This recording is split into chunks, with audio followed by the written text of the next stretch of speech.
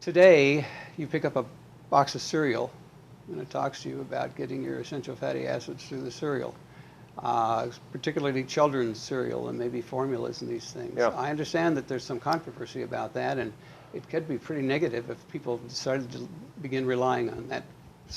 Well, to the extent that they think that they're getting their omega-3s and omega-6 fatty acids from cereals, where there could be a whisper of those things in there. But those are fundamentally carbohydrate products. They're not oils. You can't get any substantial amount in those products. So that would be a problem. I think the DHA enriched formula, liquid formulas for babies, that's a good thing. I certainly prefer breastfeeding. I think that's certainly far superior.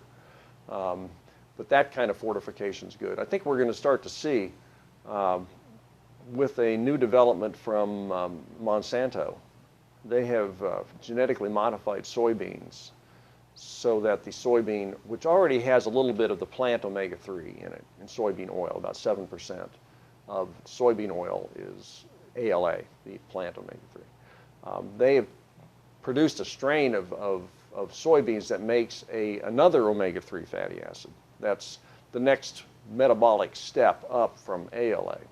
Because when we eat ALA ourselves, it has to be, in order to provide the fish oil, turn into the fish oil omega-3, this has got to go through several metabolic steps.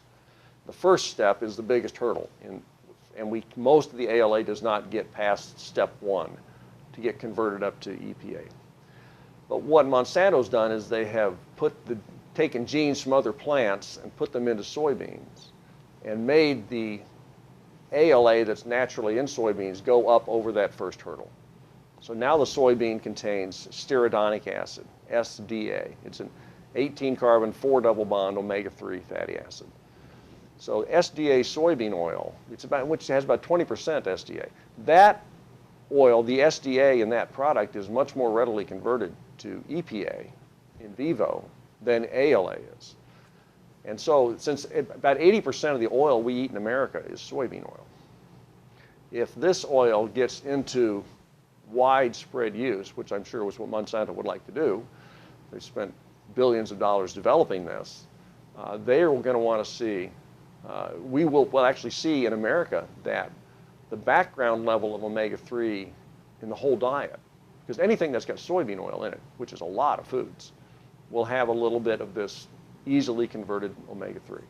So there are some very positive things going on the consumer available product. It's not going to be a huge bump like eating fish every day by any means, but it's a little bit like the old days when we started putting iodine in salt, or vitamin A and D in milk, or folic acid in flour. These are federal fortification programs where they said we need to get these nutrients into our people, put them into foods that people eat.